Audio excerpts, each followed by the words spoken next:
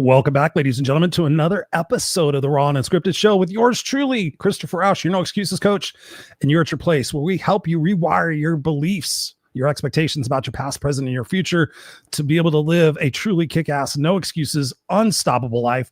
Appreciate you guys joining us, whether you're joining us live on the video cast that we do every single Tuesday night on YouTube, on Facebook, on LinkedIn, on Instagram, all over the place, or if you're, of course, catching us on the podcast where we're in 30 plus countries. Thank you so much for that. I appreciate you guys. Appreciate the emails, info@noexcusescoach.com. Appreciate the emails letting me know what type of topics you want me to talk about there in 2025. We're doing more solo shows, less guests, but tonight we have a guest. So I encourage you to tune in, pay attention, take notes, because tonight's conversation is going to be raw and unscripted in the truest form. The gentleman that's going to be joining me tonight, I've been following him a little bit for a minute on Facebook. And one of the things that I really enjoy and appreciate about him is one of the qualities that I admire and appreciate in myself. And that is authenticity, right? So many people, you guys heard me talk about this in the personal development space. You guys know I'm called the No Excuses Coach.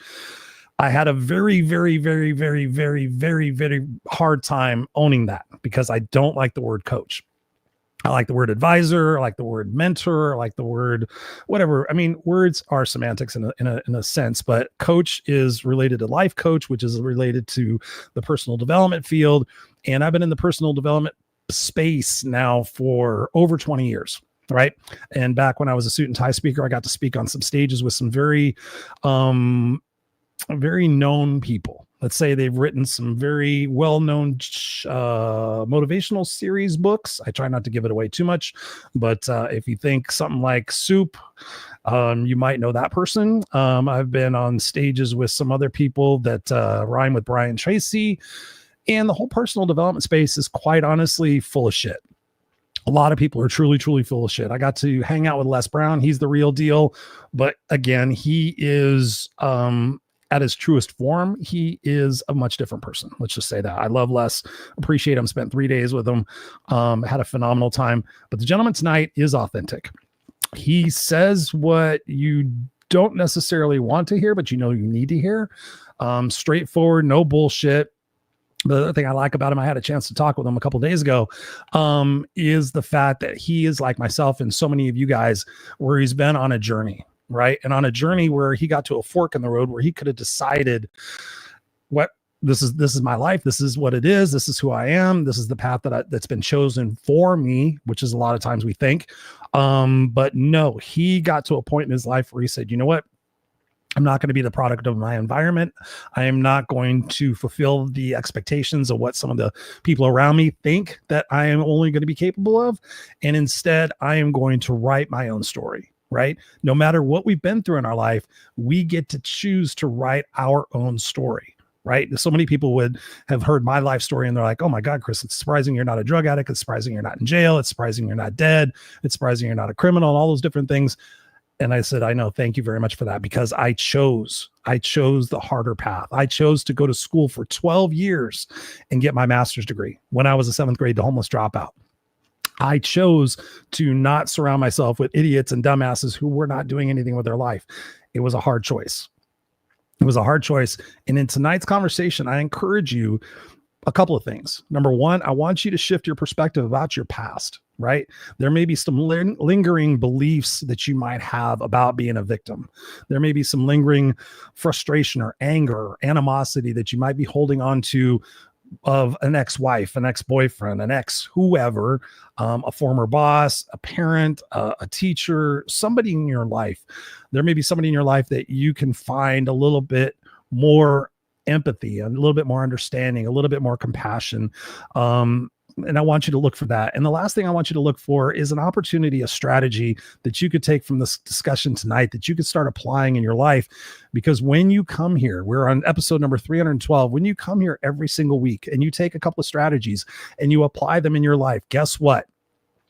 Not overnight, but gradually, that compound interest for you doing a couple of those strategies and a couple more strategies and shifting your perspective and shifting your beliefs and changing your outcomes and feeling better and doing better and being better becomes infectious. And I've seen people who have watched the show since 2019 completely change their life and never have coached with me, have shown up here every single week. They still do. You'll see them commenting. There's Jacqueline Rose. She's commenting. Her life has changed.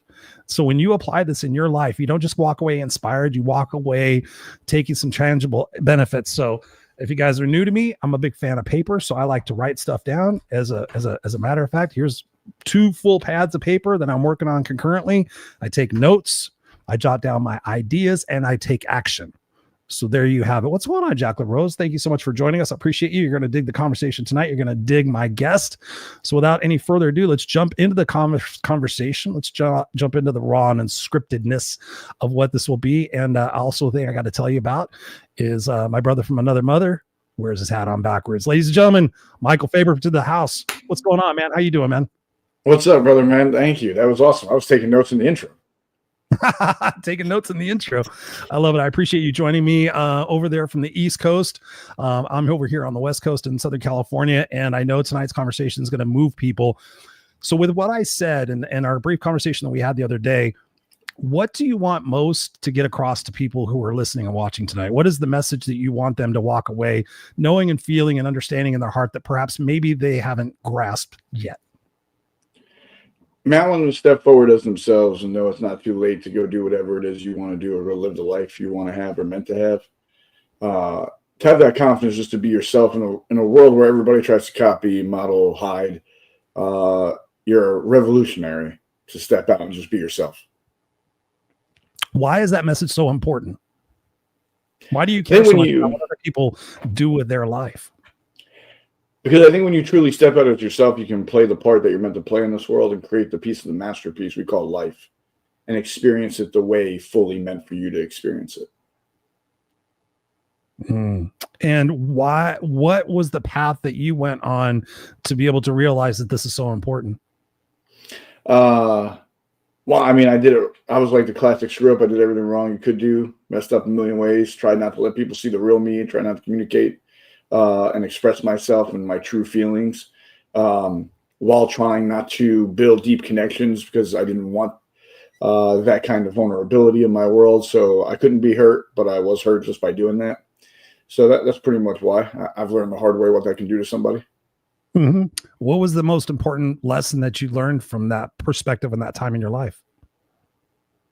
Oh, God. That's tough. One. A couple, maybe. Right? When you give people opportunity to step up, some won't, but some will. You get to see people step up in your life and it's like embrace you for who you are, celebrate you for who you are, let you pour your area of genius into something, let you contribute, let you feel part of something. Like some of these things are real human needs to us to really level up and go to new heights in our life in different areas. And when you do this, when you fully open up to that, there's a chance that really happens. The only chance. What was it for you that opened your eyes to that opportunity? Because based on our conversation before, you had a pretty challenging upbringing, did you not? I mean, I think we all do in our own sort of ways. I had it in my way, you have it your way, right? Like we all have our story. Right. And for a while I was real handcuffed to my story, brother. I was a massive victim in my story, and I would let that be my excuse to everything. Why was I like this? You see how I grew up? Why was I like this? You see how much loss we went through? Right? It was my excuse to be less than, or to live less than, or to stay below the bar in which we have for our lives. I think when you fully step into that and you stop it and you just own it as it happened for you kind of moment, everything is working for you. Man, if you're just willing to be you and keep stepping forward, knowing that it will work for you because it's working for you, that there's a power in that I don't know what else feels that way. No, it's so true. I mean, when I have people ask me, like Chris, and actually my coach did it back in 2019, we were doing some rebranding and we were talking about like me owning who I am. And we got to the conversation of the fact that when you take that imperfect action, right? When you don't know necessarily what the next step is, but you just figure it out as you go, it's pretty amazing what it is you can accomplish. And so when we were talking during these coaching sessions, she goes, why are you still here? Being homeless, trying to kill yourself, fucking had a gun put to your head, you were carjacked, all these different things. Why are you still here? And I said, because I never stopped and I never gave myself an excuse. I just kept the fuck going out of sometimes sheer desperation, but it also evolved into inspiration.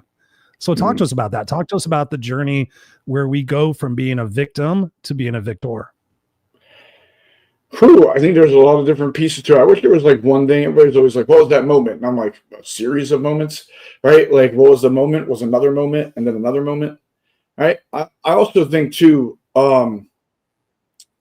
one is ownership, right? There's always other people's impact, but what was yours? What did you control? What can you control moving forward to change it, right? It's always easy to blame, right? Situations, circumstances, people, things, places. It's easy to blame, right? When we own our part, because that's the only thing we can really change. That's the only thing we can change the pattern, change the habit, change the behavior, change the belief.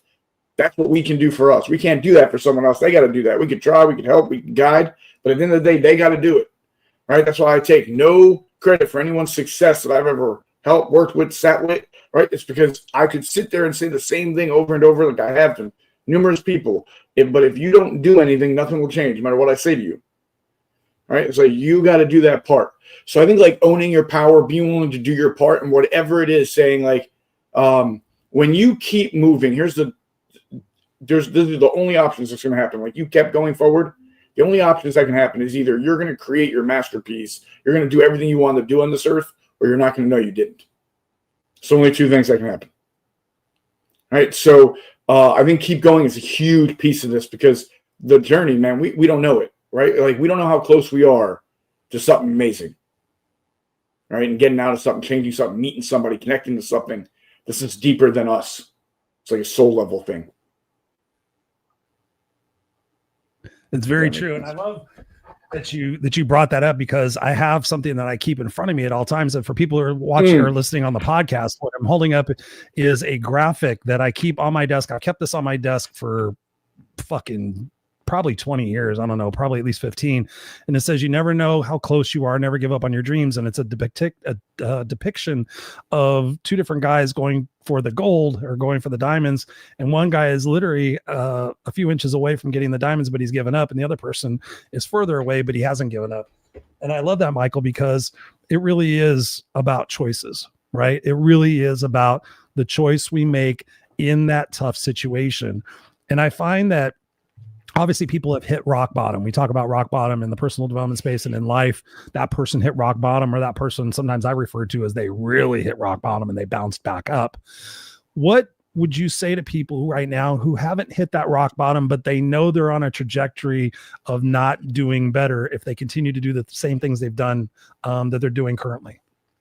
All right. Why rock bottom is so interesting and should be so encouraging to some is because rock bottom is wherever you pick.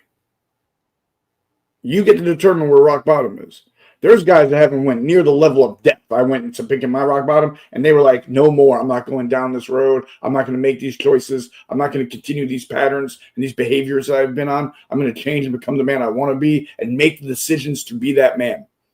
Right? And then there was me that was like, kept making the decisions of not doing that. Right? So they picked their rock bottom, and we get to pick it. So wherever you are today, if you want this to be your rock bottom, decide, commit to it being your rock bottom, and start making the choices and doing the things that the person you want to be would do. Exactly. Right? And we make it really complicated. It's not easy, but it's simple if we really break it down. I love what you said right there, Michael, because it really is about that, because so oftentimes we think that it's going to be the destination that's going to make us happy. And realistically, it's the journey that's going to make us happy, because that's where the strengthening comes from, right? When we look back on our life, when have we learned and grown the most? When things were challenging, or when things were easy? And so, like you said, we have that power of choice, but so many people are surrounded by naysayers and negative, disappointed Dunskies, as I call them. And so they're surrounded by that. So their ability to see the options and the opportunities in their life are very myopic. They're very limited because of these other people like, oh, this is all there is. And, like my friends, like I think back when I was 17, 18 years old and I was talking about going back to school and all my friends thought I was stupid. Oh, Mr. Chris is going to go back to school. He's going to be so smart. And I sat there and I really had to take a step back and think, Jesus Christ, is that the way you're going to talk to me and support me in the fact that I'm trying to do better in my life and not eat ketchup sandwich for the rest of my life? But everybody is on their own journey. It really is. I mean, it's true. And sometimes people reach that breaking point. What would you recommend to somebody who perhaps has the excuse that they're not good enough? Right? Because worthiness goes back to our childhood. It goes back to what we were trying to get from our parents and the validation from our teachers and our pastors and everybody else and our big brothers and sisters. Talk to us about how somebody can change their belief about their worthiness and that excuse that I'm just not good enough to have a great relationship. I'm just not smart enough to run a business. I'm just not whatever to have X. What are your thoughts on that, Mike? So there's a lot. It matters if you're saying for this right now, say something. I would say add not yet. Not yet. Not yet. I like it. That's it. Not yet. I'm going to keep going. We know anything you've done good. I see guitars behind you. Can you play guitar? Right. I don't know if you can or can't, but if you can, right. When you first start doing something like that, you don't jump in and you're like Led Zeppelin, right? You don't jump in, you're Jimi Hendrix, right? Like when you start playing, you have to learn how to freaking play, right? Like, I've heard this said where it's like you gotta be willing to suck at something miserably to then eventually suck less, right? And then maybe right, and then maybe become okay at something to then maybe become good at it to then have the chance to be great and then the chance to be special. Are you willing to dedicate that, knowing you don't know when though? You don't know when. That's a great point. You don't get to know the when. It's like what you're doing in life. Are you doing something in life that if it did not work out ever, you'd be okay with it not working out?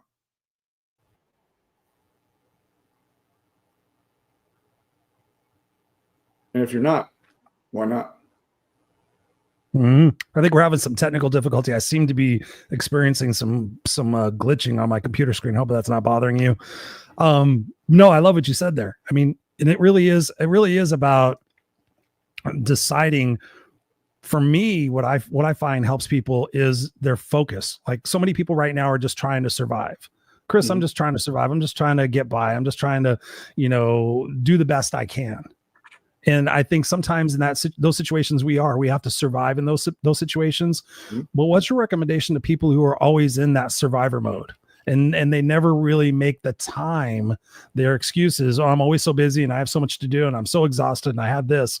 But what do you recommend to people to start making the time for that success, that additional sacrifice, that additional discipline, if you will, to be able to change their life, maybe not overnight, but over a period of a couple of years? Right. Well, first thing is, how's surviving going?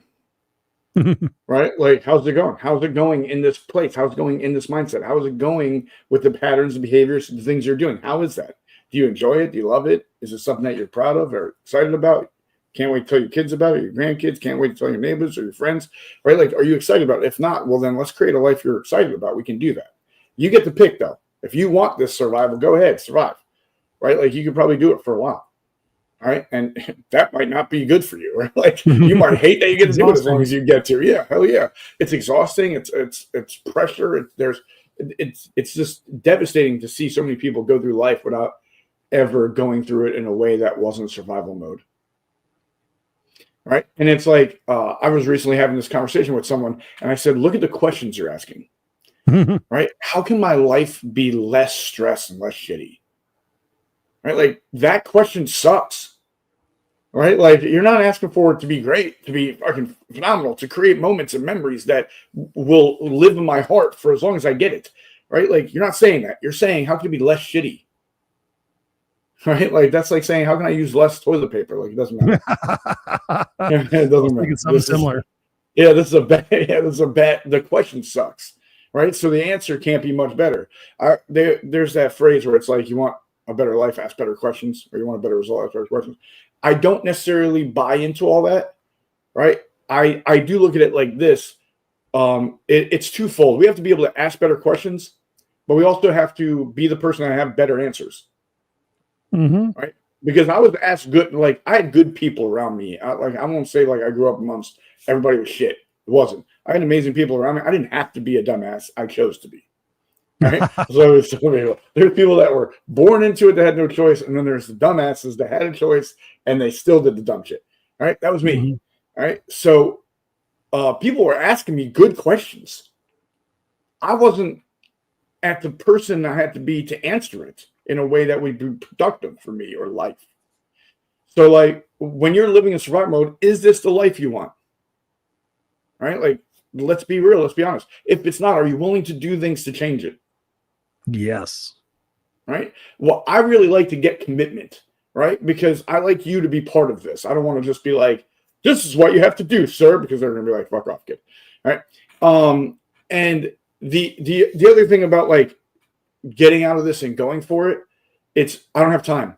It's like people do this all the time with money to me. I don't have the money to invest. I'm like, here's the deal. You don't wait to get money to invest. You invest to get money, right? Like you invest in growth to grow. You don't grow first, right? Like I'm not full before I have to eat. You know what I mean? Like I have to eat to get full to be able to do something, right? Like to get energy, I have to do a thing to get it. Like we have to do this to get it. We got to do it first. Right. And it's entrepreneurship. We do the work before we get paid, but also the people that are like entrepreneurs are crazy. Listen, you give like 80 hours to somebody before you get a paycheck. You don't know that person at all. So don't say we're that crazy because you do crazy shit too. Right. We all do something before we get something, and that's okay. And so, and what you're talking about, I think about people and their perception of making mistakes and failures, right? So many people are waiting for perfection. I was just talking with somebody the other day, potential coaching client, and she's like, well, she goes, I just want it perfect. And I said, let me just ask you this question. I said, is perfection in any aspect of life, is that realistic? I said, or when you look back on your life, has it been that imperfect action or those failures and those mistakes that have caused you to, like we said before, caused you to learn and grow? So what's your thoughts, Mike, on people and their perspective of fear? Because when I look at it, I try to get people to see things in terms of this or that. And so I tell them, like, you could either be afraid or you can be excited. It's generally the same emotion. It's just your perspective. Are you looking forward to that challenge? And for me, the thought of failure never really entered the equation. It was, I may make mistakes. I may fall down. It may take me a while, but somehow, some way, my mindset has always be, I will figure it out. And this is before the internet, before ChatGPT, and before YouTube. Figure it the fuck out. Go to the library, ask people questions, bust your ass. So what are your thoughts on that for people who are looking for that perfection and are afraid to make mistakes? Right. Well, one, perfection isn't real. Like there's a couple things here. One, perfection isn't real. And how do we know if something's perfect if we haven't done it? Right. Like, how do we know how this works if we haven't done it? Let's find out. We had Trent Shelton. He's an amazing dude. He's one of the realest guys in the space. Love the guy. Right. Yep. We had Trent Shelton speak at one of our events a couple years ago, 2 years ago. And this guy was telling him all the reasons why this would be a horrible idea and I'm going to screw this up. And he gave him like a 5-minute spiel of all the shit that could go wrong. And Trent Shelton's response was one of the best answers. And he just said, let's find out. Because if you know everything can go wrong, well, then we know everything can go wrong. Okay, well, then we won't be surprised. So let's find out. Right? And like the idea, I'm not one that's like, I'm not a no fear guy. I'm like, Jesus, man. A little while ago, I was like walking down a driveway. It was dark as hell. I heard something. I was like, whoa, what's that? Right? Like I immediately jumped a little bit, like, what the hell? I thought I was getting run down by a wild animal. Right? Like we have that in our DNA. We're programmed and wired to experience that. Right? Yep. Don't let it control you. Right? Have the courage to challenge it. Right? And understand what it is. Listen, it's okay to be fearful. Move in fear. Let your belief be stronger. right? What if you And just don't have the belief? How do you get that belief? Like, dig deeper on that. One, you do it by doing it. My life has been shit my whole life. Like, nothing good has happened. Like, how do we switch that? So let's stay the same. Worst case scenario. Worst case scenario, if everything's been shit in your life, it'll continue to be shit. So it'll be what you know. That's worst case. You already know it. Let's see what good can happen.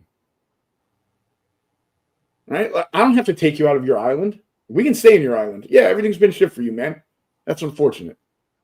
Let's see if this is. Right? Worst case scenario, it's what you've already experienced. You've already been through this. So you know you can survive it. You know you can handle it. You know you can beat it. And you're so used to it, it'll be like a fucking neighbor. Right? Or it won't. Or it'll be something that can change your life forever. Or it could be real love. Or it could be real connection. Or it could be real fulfillment. Or it could be real contribution. Those things that change the inner being of us. Mm-hmm. I love that. Yeah, you gotta change the crust of a motherfucker. That's what I like. I can't remember what movie that was. What was it? You gotta love the crust of a motherfucker. Oh, that's Chris Rock. That's Chris Rock. I think that's amazing. I can't remember if he said that. Huh? That's amazing. Yeah, you gotta love the crust of a motherfucker. Oh, you never heard that? Oh yeah, no. My wife and I say that when we're like, you get to know somebody and you get to really like, you gotta love the crust of a motherfucker. We've kind of touched on it here and there, and you're a coach as well. I'm obviously the no excuses coach. So the big thing for me in my life was not having excuses. If I didn't have the money, I figured out how to get it. If I didn't have the time, I figured out how to make it. If I didn't have the knowledge, I figured out how to get it. If I didn't know the person, I figured it out. So what is a couple of common excuses that you hear? And what are some ways that you get your clients or you get people that you're speaking to, you get them to shift their perspective about that? Because ultimately, for me, what I teach my clients is it's all about resourcefulness, right? Mm-hmm. I'm like, if you had more leverage, you would have more options for resources. And this is how I prove it. I'll just give you this idea. I go dark. So I kind of fucking go dark. And so I had somebody recently, we'll just say we were talking about $10,000. And I said, and I told him, there was this $10,000 price tag. And the person says, oh my God, if I had $10,000, blah, blah, blah, blah, blah, blah, blah. And I said, okay. I said, I'm going to go dark for a second. I said, who is the person that you love the most in the world? My son. Okay. What's your son's name? Your son's name? Sean. Okay. How old is Sean? Sean's 9 years old. On a scale of 1 to 10, 10 being absolute, would you take a bullet for Sean? What would you do for Sean? I would do anything for Sean. I'm like, when you say anything, would you say, do you really mean anything? Would you? And she goes, yes. And I said, okay, going back to the $10,000, I said, if I asked you to raise $10,000 in 7 days and it couldn't be illegal, immoral, or unethical, would you do it? And she said, no. Oh my God, that's crazy, Chris. And all these excuses, all this blah, blah, blah. And I said, okay, again, I'm going to go dark for a second. You walk in your house, your apartment, wherever it is that you live tomorrow night. Sean's sitting in a chair, but standing next to Sean is a man with the 9mm pistol to Sean's forehead. And that man proceeds to tell you need to come up with $10,000 in 7 days and it can't be illegal, immoral, or unethical. I said, what's your answer? And I've done this hundreds of times with people. Most people hate it, but they immediately say, I would figure it out. And I'm like, there it is. That's what I'm asking you to do in all areas of your life is to figure it out. I don't have time. How can I figure it out? How can I get another 20 minutes? How can I get another 30 minutes? How can I get another hour? What do I have to sacrifice? What things do I have to say to people in my family in order to get that time? Et cetera, et cetera, et cetera. And I've proven beyond a shadow of doubt, leverage, having that big why is the leverage to find the how. What are your thoughts on all of that? Well, one, I think a lot of what you said is spot on. The power of purpose is second to none. So if we can put purpose behind what we're doing, the power and chance of us finding a way, the odds increase greatly, right? Than if there is no purpose. Purpose-driven businesses do better than non-purpose business-driven businesses do. This data can be seen in every walk of life and history you could find.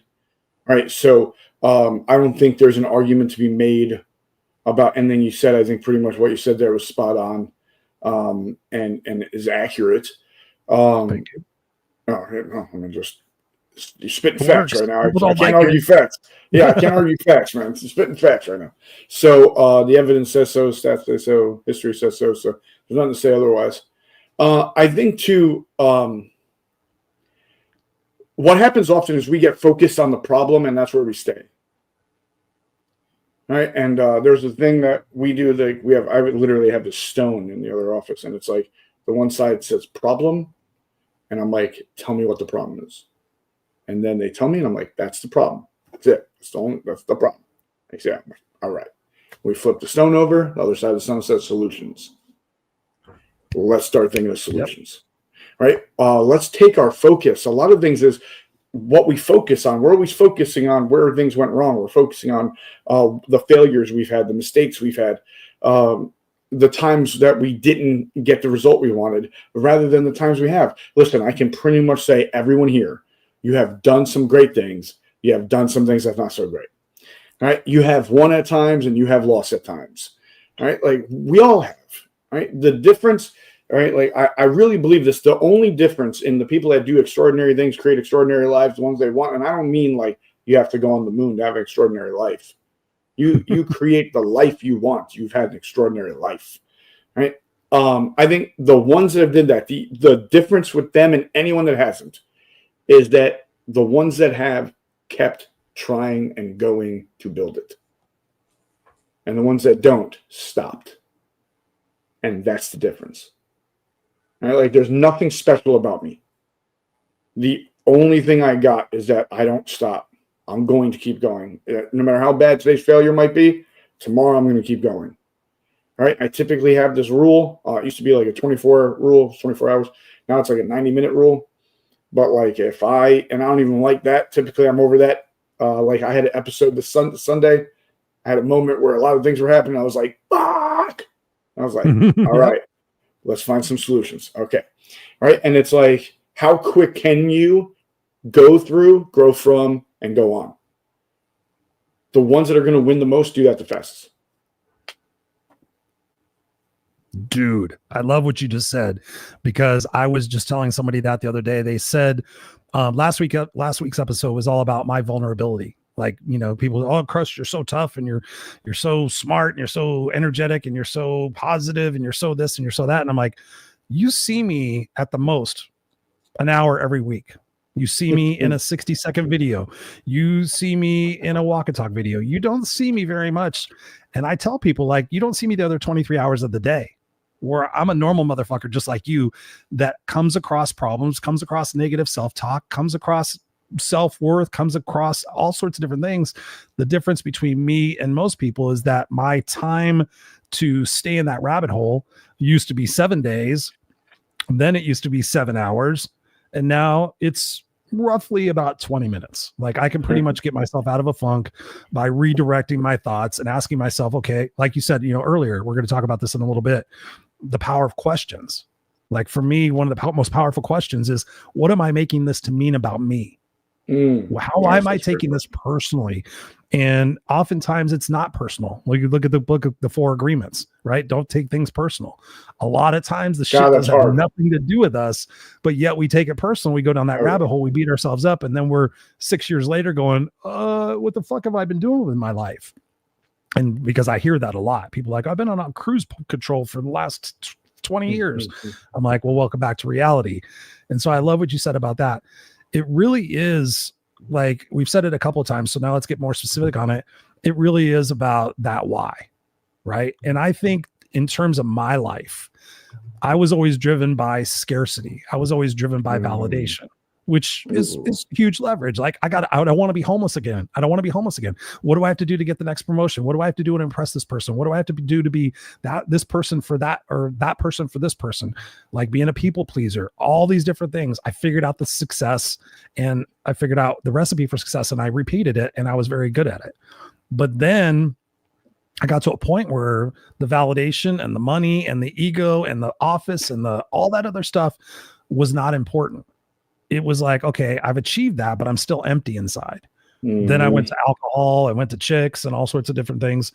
But it wasn't until I went to a funeral, and then I want to get your thoughts on this, because this is a powerful conversation we're having. I went to a funeral in 2008 for one of my coworkers. I don't know if I can't remember if I told you this, but I had a very successful career in corporate. I was a director of operations. I have a master's degree in organizational management. I did that whole thing. But I went to this funeral for one of my coworkers that I knew, but I didn't know. right? You know, she was in sales. She was a really sweet person. I worked with her on occasion, but I always go pay my respects whenever I'm invited to a funeral. I feel there's a reason why I was invited. So let me go. And I sat in the back of the church, Mike, and I was like, I wasn't really connected. I felt bad, and I was like, okay, what am I going to do later? And then my buddy Dave Riley got up there in his gray suit with a pink tie, and he started blubbering about all the great things Ann did. You guys didn't know that Ann did this for the Cancer Foundation. You guys didn't know, man, Ann did this, Ann did this, Ann did this. And I started getting chills, and I was thinking, Ann was a fucking badass bitch. She was cool. She made a difference in people's lives. And look at all the people that showed up here. It was a full church. And then it was in that moment, Mike, where I sat there and I thought, okay, if I died tomorrow, who would show up and what would they say? And that in 2008 was a powerful, powerful moment for me. And I thought, shit, 15 or 20 people would show up with Miller Genuine Draft and Jack Daniels and Bon Jovi and Motley Crue records. And they would talk about all the stupid shit Chris did. Remember that time Chris got drunk? Remember that time Chris did this? Remember that time, blah, blah, blah, blah, blah. There would be probably 2 hours of fucking Chris shit Chris did. And then the postscript would be, oh yeah, he was a homeless 7th grade dropout who wrote a book and changed the world. And I thought about it, Mike, and I was like, you know what? I don't want to be remembered, even though that was 20 years ago at that point, at least. I didn't want to be remembered for that. So I asked myself the next question, and I said, okay, what do I need to do? And this goes back to what you said before, because I wanted to touch on this. Who do I need to become? Who do I need to become so that when my time does come, that tons of people show up and they say, fuck, Chris changed my life. Chris said some shit that fucking got me to think differently. Chris was a beautiful person to all walks of life, whether they were black, straight, gay, Republican, Democrat. Chris was a beautiful person to everybody. And so that's when I went home and I had to write my eulogy. So I had to write my eulogy. That was a very powerful moment. And then number 2 is I started having to ask myself, who do I need to be right now in order to be known as that person? So I need to be congruent. I need to be authentic. I need to be vulnerable. I need to stop drinking so much. I need to go to therapy. I need to be more honest. I need to change some of the people in my life. And I started making those tough decisions so that now here we are. This is 2008. So now we're 2025. Now, without a shadow of a doubt, Mike, I know if I passed away tomorrow, God forbid, people from all over the world would chime in and say, fuck, Chris came and spoke to us. Chris coached me. Chris was on a podcast. Chris wrote the book. Chris, without a doubt, I know that my life will fulfill that legacy that I wrote, which essentially was that Christopher Rausch will have fought for what's right and what's fair. He will have risked for which that mattered. And he will have left the earth a better place for who he was and what he did. All that said, I want to share that with you. What is your perspective on that? And how can we get people to have that big why so that when they're in the trenches, they can sit there and say, you know what, I'm doing this because I'm fighting for what's right and what's fair. I'm doing this because I need to risk for which that mattered. That became the litmus test for everything that I did. Is this fighting for what's right and what's fair? No. Okay. Let me let it go. This is not part of the goal. So your thoughts and ideas and strategies on that, my friend? One, I love what you're talking about. I think that's super important. I think one of the things is it's not what we do, it's how we do what we do that matters. Yeah. Right. I used to do this when I would speak. I would be like, call me a nun. Right. And most people in the room would be like, Mother Teresa. Right. That's who they would know. And I was like, in the great picture of Martin Luther King and all the men and women going across the bridge, and the famous march, who's to his right?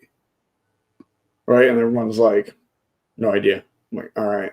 And I'm like, and then there was like Babe Ruth and Lou Gehrig. And then the guy right before them who was part of Murderers Row and won all the World Series with them and made the All-Star team and he's a Hall of Famer. What was his name? And they're like, I don't know. I'm like, all right, so you could tell me you could be on the same team, win the same championships, go to the Hall of Fame, make the All-Star teams, and still be forgotten, right? It's not what you do. It's how you do what you do. Right? It's the same reason why if we go to one of our local stores that we go to frequently and you'll see 2 people working the register, and if they have the same amount of line, you're going to pick a side probably with who does what they do better the way you like it. Right.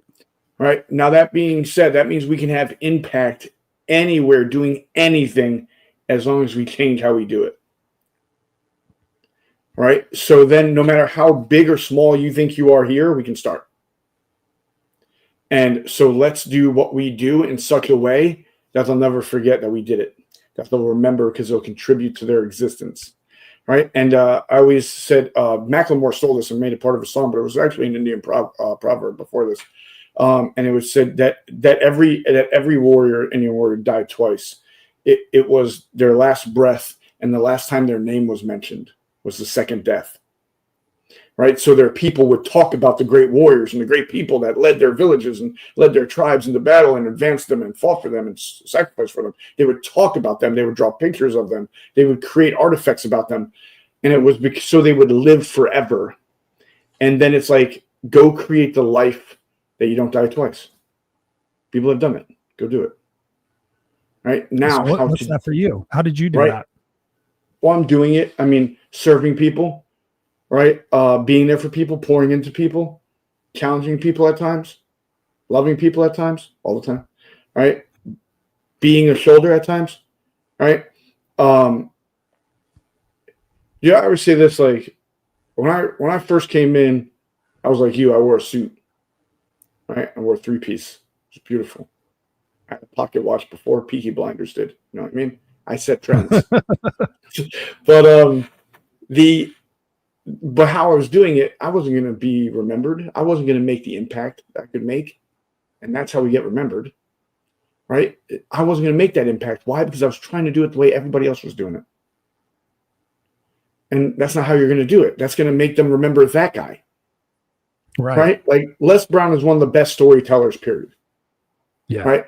I think, like, I always tell, like, I'm very big about giving credit. I give flowers. I talk a lot of shit. I try to smash on some haters and frauds and fakes, but I give flowers, right? Like I always say, like, I'm equal across the board on this. I show love when love's meant to be shown. I talk some shit when shit meant to be talked, right? Like I fill all those lanes, right? But if I try to be Les Brown, I'll never do it. I'll never impact people the way I'm supposed to, the way I'm here to, right? Like I'll never do it. I'll always be a light to what they did. Not to anything else, right? And we're not meant to be that. You're meant to be your thing. I don't even like to say light. I think levels of consciousness and shit. You're a flame, man. You're not a light, right? A light can't multiply. Flames can. Mm-hmm. And you are a flame because you light people up. So you're spreading. Your fire is spreading. You're not a light because you can't spread them, right? So when you light other people up to go live their light up life, and then they go get to light other people up, and that flame makes a fire, right? And how big will your fire burn? You get to decide.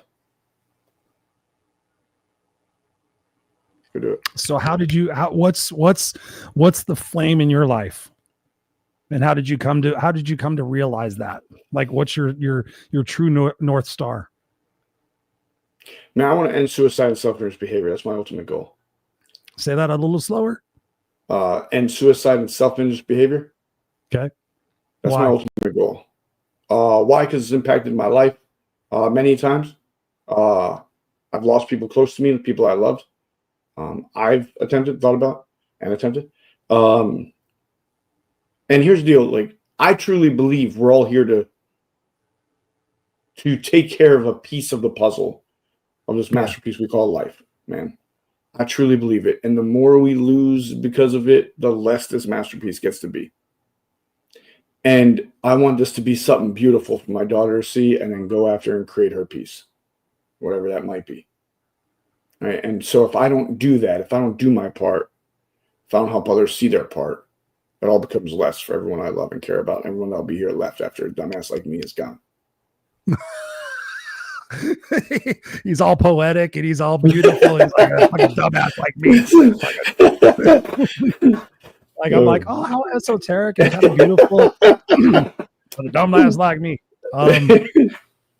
I love that, Mike, and I truly believe that. Like when we have that ability to, in that moment, sit there and remind ourselves, like, okay, what's my North Star? What's the real reason why I'm here? And I always invite people like you have, and everybody listening to this and watching this, you guys have a special gift. You have a unique gift. Michael and I have found our gift, and that enables us to give it unconditionally, repetitively, because that's our charge. And that's our designation of the impact that we want to make. So you guys out there listening and watching, it's important that you guys shift that perspective. We've been talking about shifting perspective all night, and to shift that perspective to realize that you're meant for greatness, irrespective of what you've been through in your life. It's important to realize that everything that has happened in your life and everything that's happening in your life is preparing you for what's next. And I truly believe that. But I think one of the big things that we need to overcome, and I don't think we've touched upon it too deeply yet, is that negative self-talk, right? You kind of alluded to it before, what we can say differently to ourselves. So like for me, I tell people to eliminate 2 words. I try to keep everything super easy, right? Super easy. Eliminate 2 words from your vocabulary, always and never. Because when we use those 2 words, I always screw up. I'll never get it right. I'll never find the right person.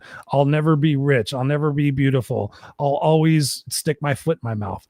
What that does, everybody, is that it wires your DNA, it wires your perspective, it wires your attitude, it wires what's called a reticular activation system in your brain to say, okay, let me find more of that.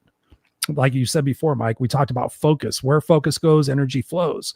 So if I'm focusing on what potentially could go wrong, if I'm focusing on I always and I never, I tell people, like, have you always screwed up? No. Okay, then why is it acceptable for you to use that language? So I invite people to use the word perhaps or the word possibility. Is it a possibility that maybe if you got a dating coach that you might find the right person in your life? Is it possible that if you went to therapy and worked on some of your anger and resentment issues and your trust issues, that perhaps you would find that person in your life? Yeah. Okay. What are your thoughts on that, to get people to change the words that they're using on themselves? Because I've found above and beyond in my life and my coaching that when I could get people to rewrite the way they talk to themselves as though they would talk to the person they love the most, things really start to change pretty significantly. What are your thoughts on that? Again, man, you're spot on. I like to do it. I always like to ask, I like to put the stories we tell ourselves are huge. Right? The stories we tell ourselves are huge. They shape our life, right? So when we talk about these stories, I like to be inquisitive, man. Right? Like, because I don't want to cause friction early. I want to get somewhere. I want to get us rolling. So then when we hit some friction or obstacles, we have the momentum to overcome them. Right? So when someone says, first of all, we know always, right, is a lie. Yeah. Nothing always, right? So first thing I say, is that really true? Man, I always thought, is that really true? All right. And they're gonna be like, yeah. I'm like, but is it the truth? Right? Because what's true to me doesn't make it truth. They're 2 different things. What is true to one isn't true to someone else, but the truth is always the truth. Right? So is this true? Is it the truth? Does it have to be? Does it have to be? I like that. Does it have to be? Right? Because is it law? Is it that this is going to happen every single time? If it's not, that means we can change it. That means we can create a new outcome. Right? And then now, how do we create this new outcome? Now we're looking for how to do something different. Now we're looking for how to improve. Now we're looking for how to grow, how to go forward. Right? What I want to do is get us moving forward. The faster I can get us moving forward, the more likely we are to have a faster result. Right? So as quickly as I can get us there without them seeing that we're getting there, right? It's like, all right, cool. Now we're here. So we can't fight it now. We already got here. Right? So now we're here. Let's keep moving forward. All right. And let's get progress. Because if we can get people, the quicker people can see progress, the science momentum, right? The German psychologist. The quicker we can get momentum, everything changes for our inner being, right? We have our potential goes higher, our belief goes higher, our action will go higher, etc. Right? So if we can do this and we can create progress to get a result, to show something positive in a positive direction or a direction that's better, automatically people are like, okay, right? Now, if we don't, what are they going to say? Same old shit. Same old results, same old thing, right? And we go right back into the negative cycle, right? That I'm like, I got to fight like hell to get out of, right? So it's how can we word that and then face it in a way that's going to be the quickest to get something productive done. Progress is key. Mm-hmm. I believe it's true. It's like people want to see the results, and the faster you can get into the results, the quicker you have the buy-in, if you will. We've already been going for 50 minutes, dude. It's flown by. I knew it was going to fly by. One of the things we've been dancing around the conversation tonight is questions. And so I usually end the show, asking my guest what some of their favorite questions are. Like I literally, for me, questions for myself have changed my life. Being able to ask that question, what am I making this to mean about me? Will I be happy with this choice tomorrow? Is what I'm doing right now. You actually said my term earlier. You said move the needle. Or I think you might have said it on another podcast, but I say that all the time. Is what I'm doing right now moving the needle on what's most important? If it's not, then I redirect myself. What are some of your favorite questions to either ask yourself or ask your clients that you find get a lot of shift in the situation that they're in based on the honesty in their answer? So like, what are some of those powerful questions for you?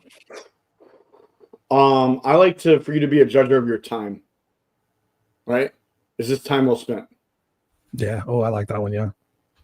Right. Because how we measure life is in time. So whatever we give time to, we gave our life to. Is this something you want to give your life to? Right. And like when we break it down to that, our focus becomes on things that are purposeful for us in one way or another. Right. And the more we're there, that power of purpose is going to be evident. And that means we're willing to go harder, do more, learn more, etc. All right. So is this time well spent? Right. Like now, sometimes, listen, your answer could be yes. Like sometimes, I need 5 minutes to chill. I need 5 minutes to take a deep breath. Right. Do some breath work. Right. I need it. Is the time well spent? Hell yeah. Because the it's putting me in is going to be so much more useful, productive, welcoming, loving to the people I care about, to the people I'm here to serve. Right. I need to do that because that's going to get me better. Right. And at the end of the day, I want to be better. Mm-hmm. Right. So that's one I really like. The person that has those results, is this what they're willing to do? Right. The person that has the person that has these results, is this what they're willing to do? Right. The person that you want to be, are they doing this? Right. That's a great point. All right. That was a big one for me to cut back on some of the drinking and behavioral things. Right. Like, is the person I want to be being rowdy in a bar on Monday night, Tuesday night, Wednesday night? What are you doing? Right. Like, what are you doing right now? Go home. Get her done. Right. Yeah. Right. Like, no, that's not what I want. That person I want to be is not doing that. So I got to do that. All right. So it's a lot of the forward thinking is who I'm becoming doing this right now. Then why am I doing it if they're not? Right. Like, what I really want us to do is get intentionally purposeful on time spent. If we do that, that's the greatest commodity, not our attention. Right. You're right. I think if we do that, we're going in the right direction. I love it. Michael, this has been a tremendous conversation. I can't believe it's already over. I mean, you and I could probably talk for another 3 hours easily. I told you we were going to go 4 hours. Oh, yeah. No, we definitely could. So it just gives us an opportunity to talk about more stuff later on down the road. We got Tim Gillette in the house saying, great to see you both on the call live. Tim Gillette, I used to hang out with Tim back in the old mastermind days back in 2014. Lucky for you. 2016. What do you mean lucky for me to hang around with Tim? Tim's a great dude. He was that Move Maker Live. He's a great dude. No, I'm just fucking with him. He actually said my event was good. I've known him since he was the rocker life coach. Dang. Did you know him back then? No. I was blessed not to. He was the rocker life coach. He had long hair. He used to ride a Harley. Yeah, God. I know some stories about Tim. Of course, he probably knows some stories about me. Michael, where can people get a hold of you, continue this conversation, learn more about you? You're doing live events, you're doing virtual events, you're doing all sorts of stuff. Tell the people about that. Yeah, we love events, being in the room. It's powerful, but really you can find me on Facebook. I think the thing went across the screen. On Facebook, you can find my email. You can find my number. I put everything public. When I say I'm there for you, I really freaking mean it. You have no excuse. You're not alone. You're only alone if you decide. All right. So spell I it out make for the it people who work. are listening, because we got 30 countries listening. Oh, you're not alone. ALO. No, where they can get a hold of you. I'm kidding. Facebook.com, Mike.Fabber. Facebook.com/Mike.Fabber. You can find me. It's spelt, my last name spelt not like you would say it. That's what I've learned on this show, is my name's not how you would say it. But okay, I'm playing. Seriously, also I want to say something real quick. Susan Day is in this chat. She was killing the chat. Right. I lost my brother to suicide too. So I feel you. I got you. I'm always a message away, anything you need. But the way we live, I have a foundation named Joseph Patrick Fabber Moral Foundation.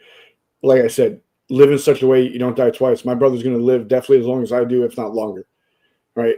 So because we're never going to let people forget his name, what he stood for, what he lived for, and how we lost him. So just know you're not alone. People are here. People care. You're only alone if you decide, man. Thank you so much for the time, brother. I appreciate it. This was awesome. Michael, thank you so much, man. This has been a powerful conversation. I know without a shadow of a doubt, people are going to start to transform their thinking, transform their outcomes. For everybody watching tonight, thank you guys so much.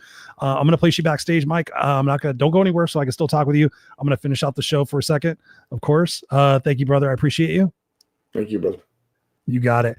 Ladies and gentlemen, make sure you connect with him. There is his connection on the screen. If you're listening to us on the audio podcast, of course, you'll be able to go to the podcast show notes and find that. Again, last name Fabber, FAB as in boy, B as in boy, ER. Make sure you connect with him. Like I said before in the intro, if you missed the intro, I've been following this guy for a while, and tremendous individuals in our lives can really make a difference between that mediocre, right, that acceptableness of complacency and greatness. And I think about my life and I think about my journey, and I would not be sitting in front of you tonight in this podcast, going 6 years, 312 episodes, all the different things in my life that I've accomplished that I'm proud of, and the person that I've become would not be this person had I not got into rooms with people who were brighter and smarter than me, who were doing the things that I wanted to do, who were being the people that I wanted to be. And I believe from the conversation tonight, you can get that from Mike and I. The fact that we've been on these checkered paths, if you will, but both of us got to a point where we said, you know what, listen, that's not what I'm meant for. I'm not meant to be on a collision course with regret. Right. And we didn't even talk about that tonight, but that for me is another powerful motivator, is when I get to the end of my journey, and I think about this a lot, when I get to the end of my journey, whether it's tomorrow or 30 years from now, will I be proud of the person that I became? Will I be proud of the sacrifices and the discipline to become that next version of myself, to achieve the goals that perhaps maybe might have been set for me in this lifetime, depending on what you believe. I believe that we kind of show up here with a window sticker, right? You think about when you buy a car, there's a window sticker and it says all the things that you get. And I think it's a travesty to get to the end of our life and have that window sticker, but yet not have achieved all those options and accessories in our life. You know, when I think about, I was meant to go on a path of absolute hell and destruction and terror and fear and all those different things. But I was meant to get to a point to say, you know what, I'm going to get out of the situation either in fucking jail or in a pine box, or I'm going to have to take responsibility for my life and my actions. And that's what I did when I was 17 years old. And as a result of all the different things that we talked about tonight, changing the way I talk to myself, having a bigger vision, taking that imperfect action, right? Surrounding myself with the right people, making those sacrifices when other people weren't doing it. You have to decide who you want to be remembered for. And you have to ask yourself in those moments, am I exhibiting those traits? Am I exhibiting those values? right? We didn't even talk about values tonight. But when you think about, is that one of my values? And if something is not in alignment with your values, then you have to change what it is that you're doing and who you're hanging out with. And again, like Mike said so eloquently, you get to make that choice. I get to make that choice. We all get to make that choice. Nobody's going to make that for us. And so you have to decide when you've had enough of the mediocrity, when you've had enough of the complacency, when you've had enough of the laziness, when you've had enough of the shit that you're tolerating that you don't need to be, because then at that moment, then you become the better person, the better version of yourself. When you start making those sacrifices and those choices and those tough decisions. And I can hear you already, Chris, it's going to suck. Chris, it's going to be hard. But Chris says it's going to be worth it, right? I would not want to repeat half the shit I've been through, half the times I've been backstabbed, half the times, whatever. So many different times. I've had a beautiful life, but I've had a lot of challenges. I don't want to go back and repeat them, but because of those experiences and those people, I have become smarter and I've become more successful, right? You can do it. Like Mike said, we're nobody special.